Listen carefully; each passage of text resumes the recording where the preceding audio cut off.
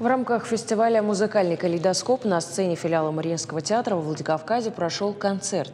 Участие в нем приняли региональные музыкальные коллективы и приглашенные солисты, лауреат всероссийских и международных конкурсов Гай Казазян, ученик Центральной музыкальной школы имени Чайковского, Елисей Мысин и трио остинских гармоник Амран Владикавказского колледжа искусств имени Валерия Гергиева. В программе «Русская и зарубежная классика» цель фестиваля – помочь развитию культурного сотрудничества в регионах России, обмен культурными достижениями и поддержка региональных музыкальных коллективов. Фестиваль организован по поручению Министерства культуры России при поддержке Росконцерта.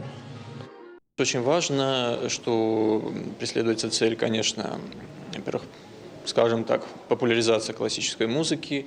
И что очень важно, что вот, например, местные коллективы, как в Владикавказе, там в других городах, общаются, так сказать, вместе выступать с приглашенными артистами.